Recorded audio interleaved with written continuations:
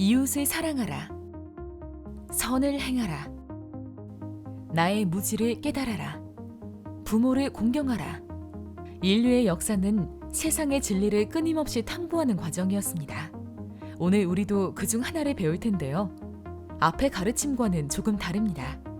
바로 양자물리의 세계에서 바라보는 세계의 구성 원리입니다.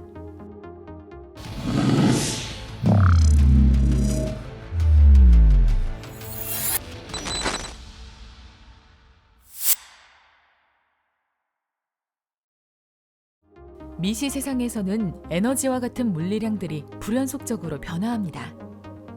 이렇게 불연속적으로 변화하는 양의 기본값이 양자입니다.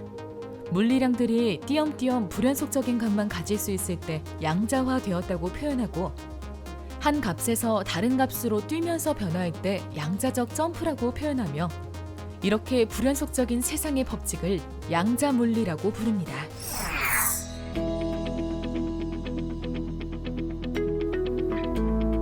이런 양자물리 세상의 핵심은 삼라만상이 입자의 성질과 파동의 성질을 동시에 가지고 있다는 것입니다. 현상은 같은데 이름이 두 개입니다. 입자와 파동, 전자, 핵, 원자 이런 입자와 소리, 빛, 그리고 파도 이런 파동이 같다니, 받아들이기 어렵지만 양자물리가 적용되는 미시 세상에서는 이렇게 여러 상태로 동시에 존재할 수 있다고 합니다. 입자와 파동의 운동을 계산한 방정식이 슈레딩거 방정식입니다. 입자의 운동을 기술할 때는 시간의 함수로 위치를 알아내고, 파동을 기술할 때는 시간과 위치의 함수로 진폭을 알아냅니다. 파동의 방정식은 변수가 두 개인 셈이죠. 입자가 곧 파동이라면 둘 중 하나의 방정식을 선택해야 될 텐데요. 간단한 것으로 복잡한 현상을 기술할 수는 없으므로 파동식으로 입자의 운동을 기술하게 되었습니다.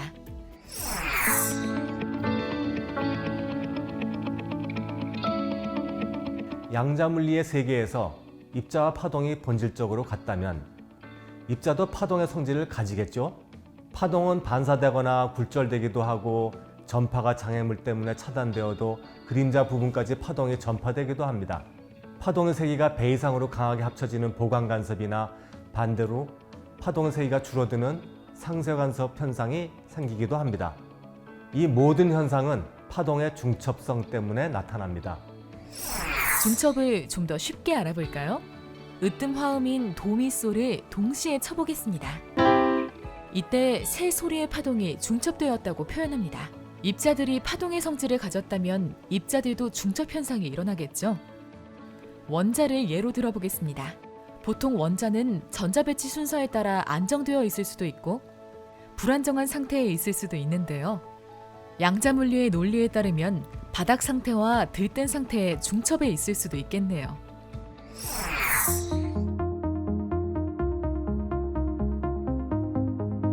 그렇다면 왜 우리에게는 이런 중첩 상태가 보이지 않는 걸까요? 양자물리의 이론에 따르면 양자 세계의 물질은 중첩 상태에 있다가도 우리가 관찰하는 순간에는 중첩이 없어지고 가능한 상태 중 하나로 나타난다고 합니다. 이를 붕괴한다고 표현합니다.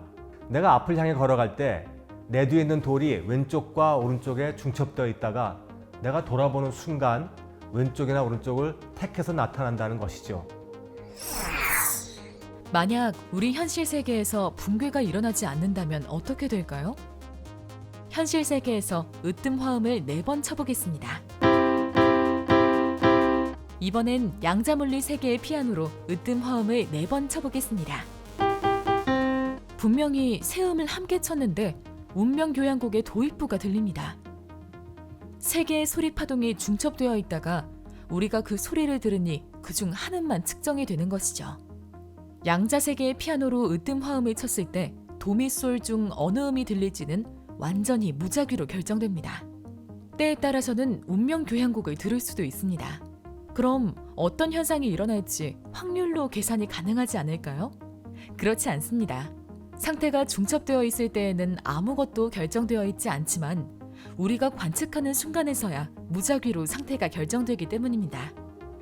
이러한 비결정성은 자연의 속성이고 우리의 무지와 무관하다는 것이 양자론자들의 입장입니다.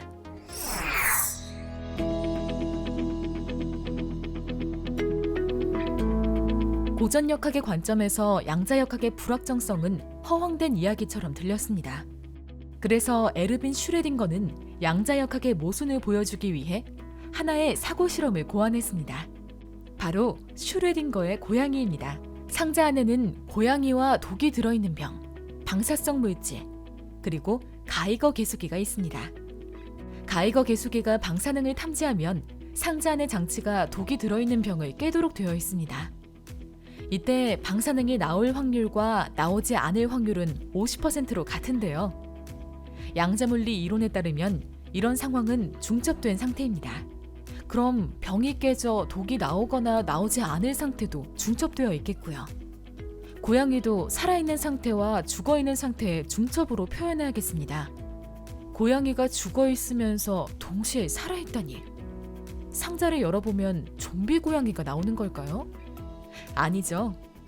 상자를 열어보면 고양이는 죽어있거나 살아있거나 둘 중 하나의 상태일 겁니다.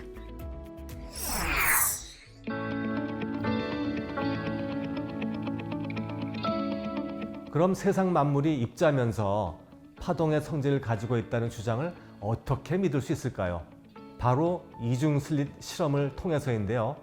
본래 토마스 영의 이중슬릿 실험은 빛이 입자가 아니라 파동임을 증명한 실험이었습니다.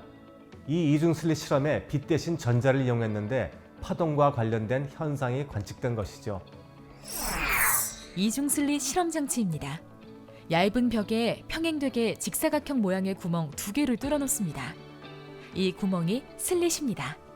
그리고 벽의 왼편에서 빛을 비춥니다. 벽의 오른쪽에 위치한 스크린에서는 당연히 빛의 무늬가 나타나겠죠. 입자인 물감을 구멍에 쏜다면 2줄로 흔적이 남겠죠. 마찬가지로 빛이 입자라면 구멍을 통과한 후 벽에 2줄로 무늬가 나타나야 합니다. 하지만 결과는 달랐습니다. 파동의 성질을 보여주는 보강 간섭과 상쇄 간섭이 관측된 것입니다. 빛 대신 전자로 바꾸어 시도했더니 빛의 경우와 똑같은 간섭 무늬가 나타났습니다. 간섭 무늬는 2개의 파가 겹쳐지면서 만들어집니다. 입자 1개가 2개의 구멍으로 동시에 지나갈 수는 없으니까요. 이처럼 이중슬릿 실험은 전자의 파동성을 시각적이고 정량적인 차원으로 옮겨왔습니다.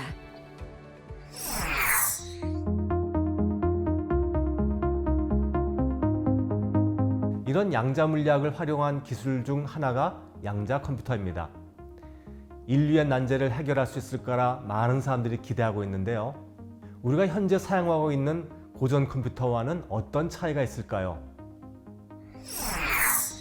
고전 컴퓨터는 이진법을 사용하며 0과 1을 나타내기 위해 전압이 0V와 5V인 상태를 사용합니다.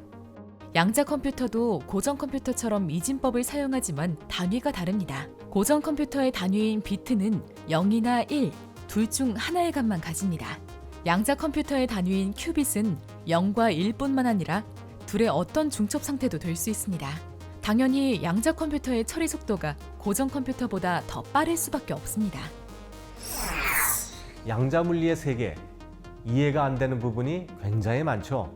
우리가 이런 이야기를 쉽게 받아들일 수 없는 이유는 우리의 경험이 매우 제한적이기 때문입니다. 우리가 경험하지 못한 매우 큰 세상이나 매우 작은 세상에서는 우리의 세상과는 다른 물리 법칙이 지배하고 있습니다. 지배하는 물리 법칙이 다르면 세상의 모습도 다릅니다. 천재 물리학자 리처드 파인만은 양자 물리를 이해하는 사람은 아무도 없다고 자신 있게 말할 수 있다 라는 말을 남겼는데요. 물리학의 대가도 이해하기 어려운 양자 물리학이 우리의 현실과 무슨 관련이 있는지 의문이 들 수도 있겠습니다. 하지만 세계의 원리를 탐구하고 관찰하고 이해하는 과정을 통해 인류는 발전했습니다. 우리가 양자 물리학을 더 많이 탐구하고 관찰하고 이해한다면 더 멋진 미래가 우리를 기다리고 있지 않을까요?